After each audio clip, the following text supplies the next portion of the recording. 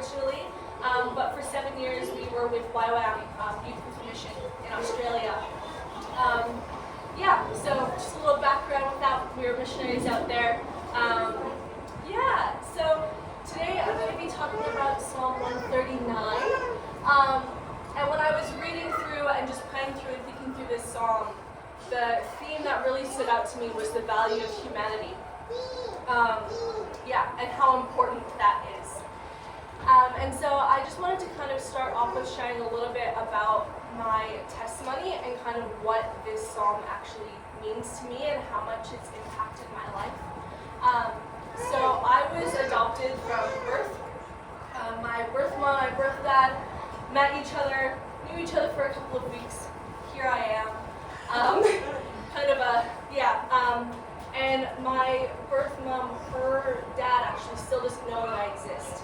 So I was been kept a secret my whole life to him. His wife knows, all of my birth aunts and uncles know, and their children all know, but he's been kept in the dark about everything about my existence. And so because of that, before I was adopted, I actually thought that in that time when I was in the womb being created, before I was adopted, that I actually wasn't wanted, that I was a mistake, that I was unintentionally created, and that I was hidden, specifically because of this big family secret about my existence. And it wasn't until I was 21 years old and then went to YWAM in Australia. And the first week that we were there, we had Identity Week. It was an entire week of focusing on who are you, your value in the Lord, value of your existence, and I was basically a crying mess of snot and tears for a whole week straight, of realizing that I'd actually been unintentionally and subconsciously carrying this around with me my whole life. I've been through multiple Bible schools. I went to a Christian university and read Psalm 139 a lot of times, but I didn't actually realize that it meant me as well. I didn't realize that I was also actually included, and that the Psalm 139, the words that it said actually applied to my life and how I had thought about myself and felt about myself. So you can go to the next slide. This passage, verses 15 to 16. That's right. So this was the part that really changed my life. Verse 15 to 16 says, "My frame was not hidden from you when I was being formed in secret, and intricately and skillfully formed, as if embroidered with many colors in the depths of the earth.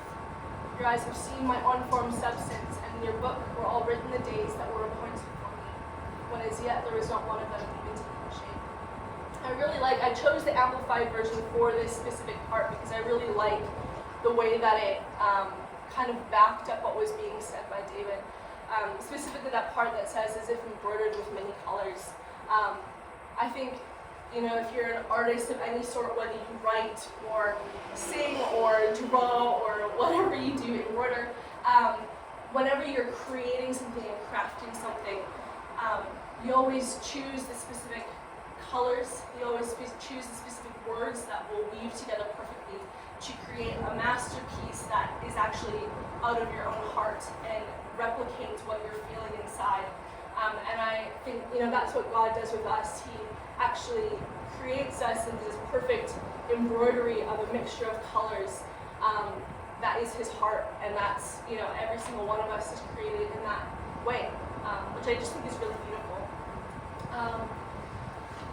And so I think, it's crazy that for 21 years of my life, I thought that while I was being created in the womb, that I didn't actually have purpose, that I wasn't wanted. But that's so untrue. God saw me, he was specifically forming me, he had an entire plan for my whole life laid out. He knew that I was going to be here living in Bristol randomly, part of LoveBristol, and preaching up here today, while I was being formed. My whole 21 years, when I didn't think that part of my life had any meaning, I was so wrong. And it really made me realize, I think about how deeply that affected me, and it makes me think about the people that go through every single day and being told or thinking that they don't have worth, that they are wanted. And it really makes me think about, that 9 months of my life when I was being formed. If that impacted me so much, thinking that just for that short amount of time that I was, worthless. I can't imagine living my whole life every single day feeling that's being confirmed by people around me and myself. And so I want to focus on 2 main points today. And first is the value of ourselves, and the second is the value of others. So I'm going to start with the value of ourselves. Knowing your value is essential.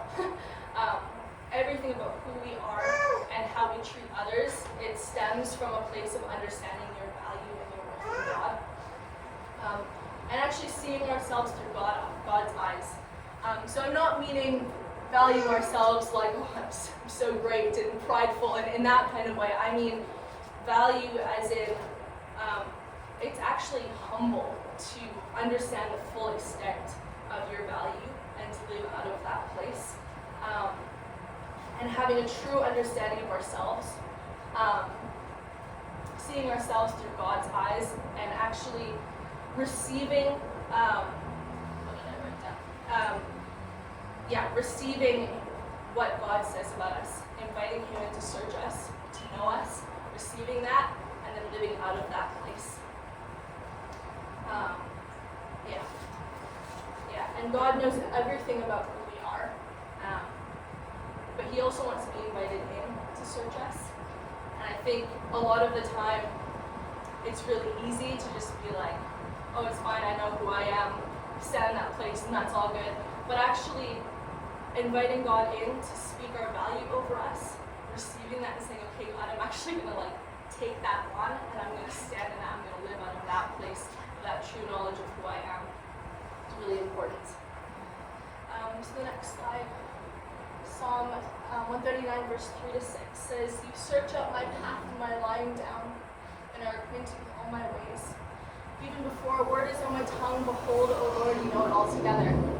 You hem me in behind and before, and lay your hand upon me. Such knowledge is too wonderful for me, it is high, and I cannot attain it. When reading through that, you can go back to the other one.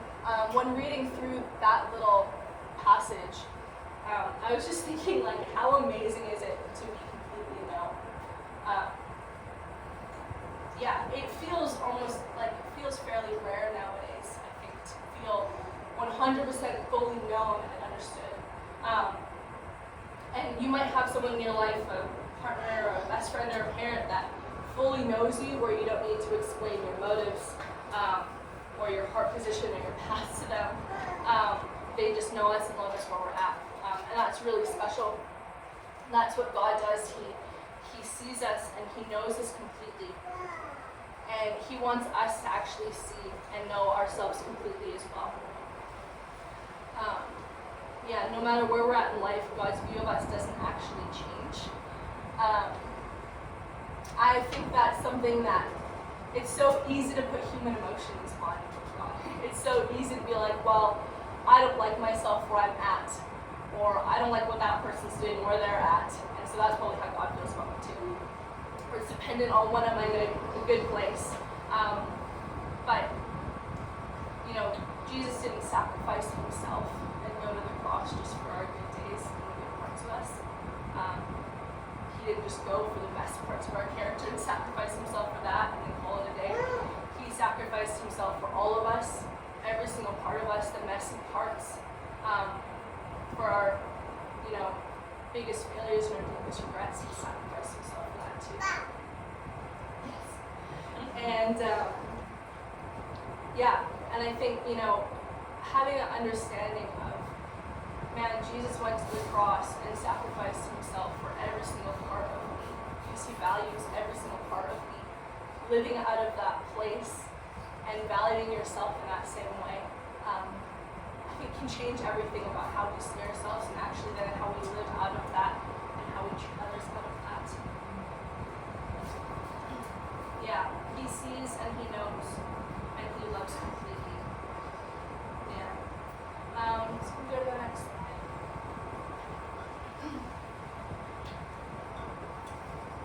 Psalm 139 verses 7-10 says, where shall I flee from your presence? If I ascend to heaven, you are there. If I make my bed in Sheol, you are there. If I take wings of the morning and dwell in the uttermost parts of the sea, even there your hand shall lead me, and your right hand shall hold me. Yeah, I think it's pretty straightforward, honestly, in this one. There's nowhere that we can go where God isn't. Yeah, I think it's important to be working towards valuing ourselves as God values us. We can't hide from Him, hide the deepest parts of ourselves, and then only show Him the good parts like we maybe can with other human beings. He sees it all. But His thoughts about us actually don't change.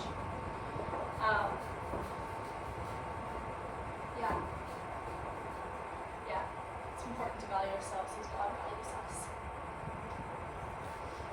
And so the second point that I want to focus on is the value of others. So when we moved to Bristol 3 months ago, we honestly had no idea why we were here. And to be honest, we still don't fully know why God called us here. We were living in Australia and knew that we wanted to move to England and felt Bristol on our hearts. We lived in here, didn't know anybody here. And when we were in Canada, heard about LoveBristol, and it's kind of snowballed from there. But I grew up in a very small, conservative Mennonite, if that's kind of a word that people know. It's a fairly conservative sect of people. So I grew up in a town like that, very safe, very vanilla, I guess, very straightforward. It is what it is. And then I moved to Australia and grew up in a city, or lived in a city with 130 churches, all very clean, all very family oriented. And so coming to Stokes Croft was a shock, to say the least. It was very new, very different, in the most beautiful way. Yeah, it was completely foreign. And even though we still don't fully know why God called us here, a few weeks after arriving here, I felt like I needed to start making my place here, because if He called us here and we're here, then there has to be a reason. And, you know, with working out housing and jobs and everything, so that we can move directly to Bristol with having no connections here at all, then there must be a reason why we're here. And, you know, in my hometown and in Australia, the homeless population, at least face value when we were walking down the streets, was basically zero. And coming here, walking down the street of Stokes Croft is very different than that. And it was really easy when coming here to let fear get to me and see people on the streets, and especially when I was walking alone with Joby, to want to look away and ignore, because I felt like that would be safer. And I felt a real conviction from the Lord of being like, if I called you to Bristol, then you need to actually embrace what Bristol is and everything it is. And these people that live on the streets, that have lives that are very different than mine, you know, they have hundreds of people walk past them every day that avert their eyes because it makes them uncomfortable, because they felt the way that I did, because they were fearful, you know, A, B, C, D reasons why. And what I was actually doing, without meaning to, was I was reaffirming this belief that maybe the people on Stokes Croft had, that they were worthless, they were unseen, they were unwanted. By not looking at them, I was actually affirming that in their life. And I needed to change that. If I wanted to be a part of this city, then I needed to be a part of this city. And I actually needed to embrace all of the people that live here and all that they are. And so the way that I really felt convicted to do that was to just simply walk down the street and look people in the eye and smile at them. Something really simple, but something that actually acknowledges existence and the fact that they're there. And so that's what I've been doing for the past few months. You know, we go out, I try to get out once a day, if I can, with Joby, and I really try to look people in the eye and smile at them. And talk to them if I feel bold enough. It doesn't necessarily always happen. And honestly, sometimes I walk past, especially going into the bear pit in those like tunnels. I usually don't look those people in the eye as well, because I let my fear get to me and I don't know what's going to happen. And especially having my daughter with me. But it's something that I want to keep growing in. It's something that I want to keep pushing myself to do, because those people deserve to actually have their existence acknowledged by the people around them. And something really beautiful actually is, I don't know how many of you have kind of been around Jovi or seen her at church, but she is very smiley. She loves people. And I've actually learned a lot from her. It's so cool when you can learn from your 10-month-old. We'll walk down the street and she'll just smile at people because she doesn't care. She doesn't see them and make assumptions about them. She doesn't see them and have her berries up. She just sees them and goes, that's a human being, and I like humans, so I smile at them. And so she's actually really inspired me and really encouraged me to push myself out of my comfort zone as well. And I think with that, I want her to grow up being comfortable with loving everyone, regardless of what they look like or where they're at in life. And so if I want her to be like that, then I need to be like that. Which is really good and really hard. And so, yeah, I think I've really been learning what the value of others means, not just with people that look like me and seem like me, but someone who is at a totally different place in life than I am. Yeah, you can go to the next slide. Psalm 139, verse 11 to 12 says, "If I say, surely the darkness shall cover me, and the light about me be night, even the darkness is not dark to you. The night is bright as day, for darkness is as light with you."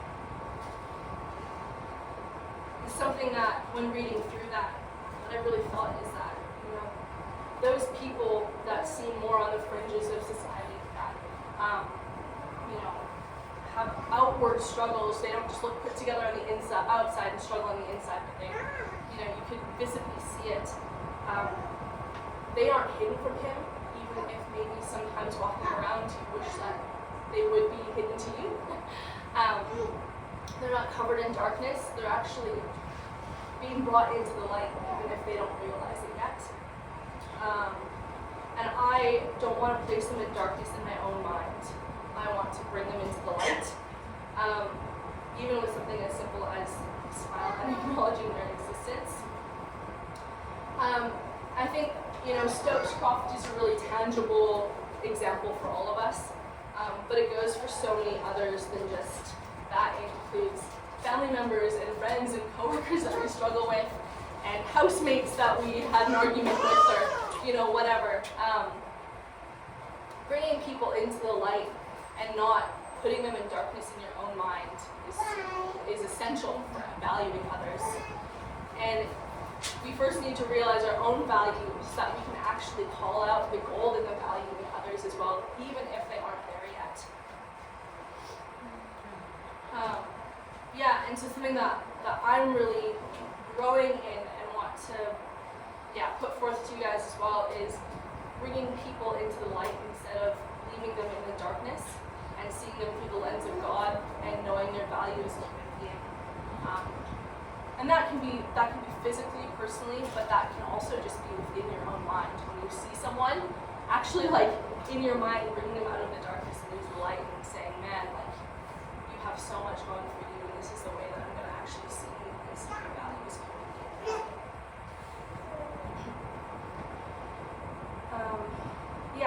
So you can go to the next slide. Psalm 139, verse 23 to 24. I have it in two different versions here.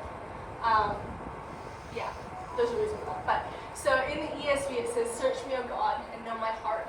Try me and know my thoughts. See if there's any grievous way in me, and lead me in the way everlasting." In the Passion, it says, "God, I invite your searching gaze into my heart. Examine me through and through. Find out everything that may be hidden within me. Put me to the test and sift through all my anxious cares. See if there's any path of pain I'm walking on, and lead me back to your glorious, everlasting ways, the path that brings me back to you." It's really easy to read this and be like, oh, that's cool. That's great. Like, those are great words. Yeah, nice prayer, David. I think if we really read it and take it on for ourselves, it's actually a really, really bold prayer of David to pray.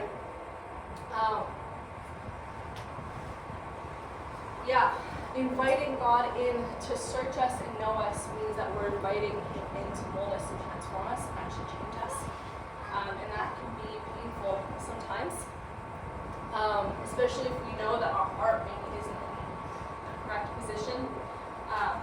It can be really daunting to say, yeah, God, I want to invite you in to search me and know me and then change me.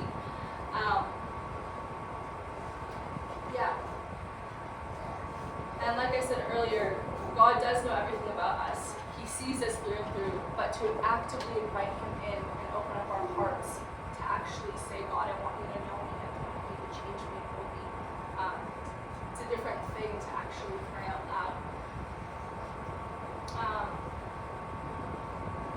So I feel like I whizzed through all of that, but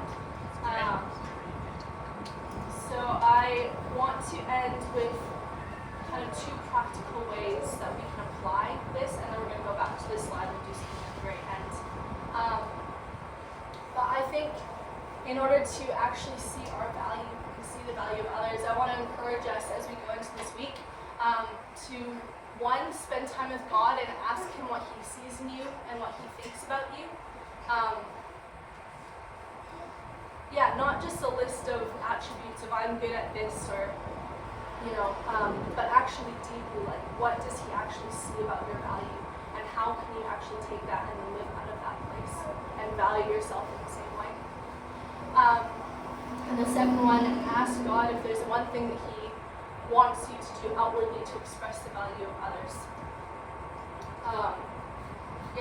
Again, that could be as simple as walking around and smiling at people around you. If you feel the same temptation that I do to walk down the street with your eyes kind of down and just get to your destination.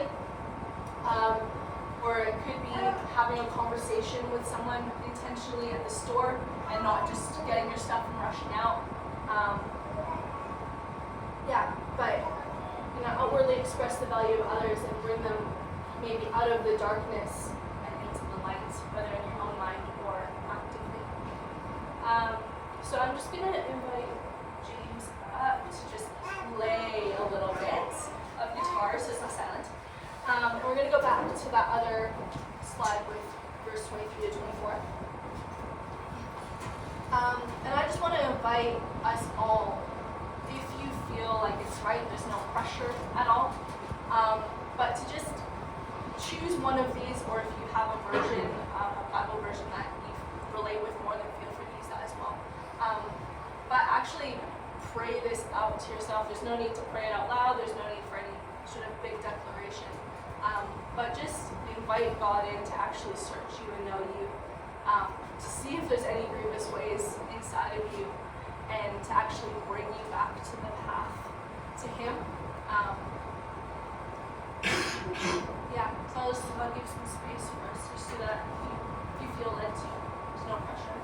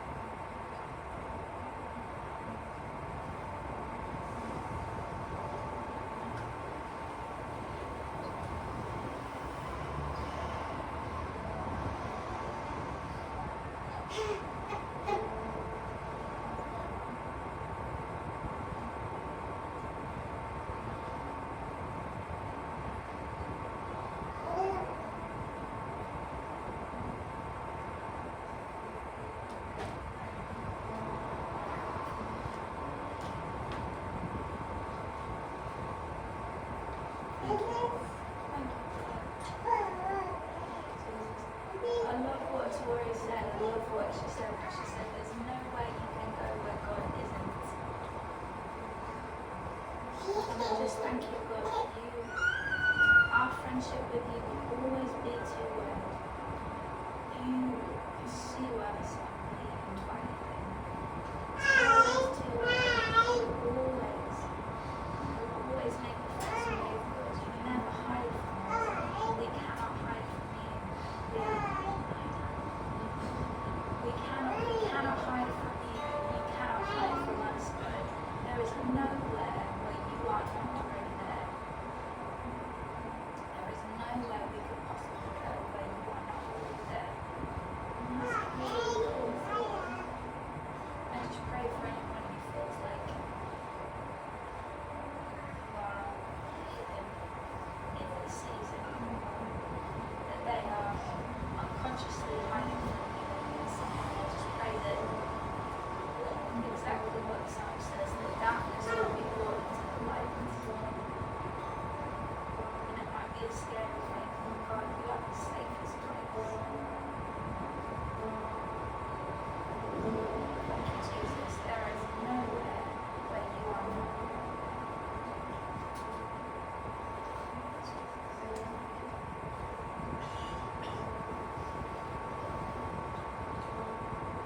Yeah, if anyone else wants to pray out, it's a good moment to do that, just for a couple of minutes more, and then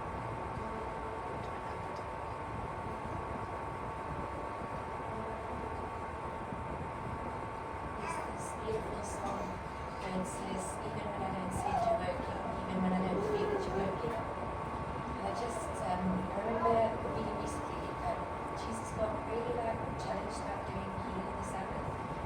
And he said, our Father is always working every day. And so, this restoration that he's busy doing for us, he's doing it even when we don't see it and when we don't feel it. And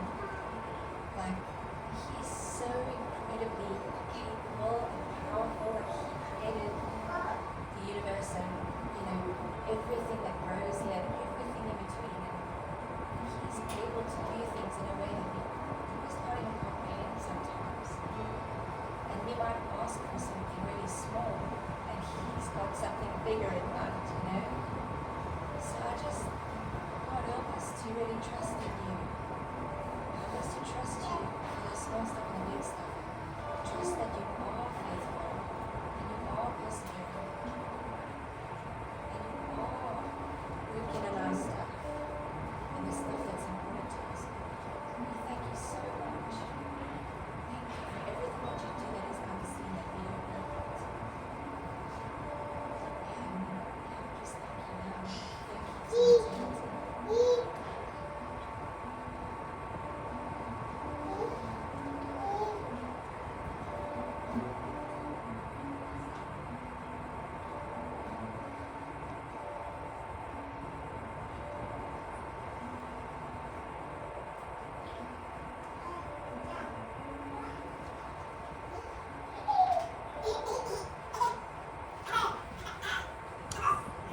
thank you, God, that you have met with us, Holy Spirit. Thank you that you're speaking now to every person in this room. And I just, say to you to hold on to what God is saying, because his words are full of life, and they're the most liberating truths in the universe. The fact that you're loved unconditionally by God, and that there's nothing in the way of him loving you because of Jesus' sacrifice on the cross. So that is a liberating truth that is full of potential to just explode in your life in an amazing way. So I pray, God, that the truths of this amazing psalm that is so loved by so many because it is so true and liberating, the words of this psalm would resonate with us, and we would hold them this week, and that we would find the freedom that comes from them, that we would not miss what you are saying. So we just commit ourselves again to your cause in this world, your kingdom in this world, of seeing people as you see them, with that lens of seeing them, drawing them into the light, like Tory was saying. We commit ourselves again to that as we go to Boomtown, that we would see people made in your image, known by you. and that we would hold that truth deep within ourselves, where the challenges are that only we know, that we are known and loved by you, and nothing gets in the way of that love of us. So thank you, God. And I pray your blessing on every person in this room. May God bless you and keep you. May his face shine upon you, be gracious to you. May he lift up the light of his countenance, his face upon you, and give you peace. In Jesus' name, amen. Thanks so much, Tory. That was great. Really good.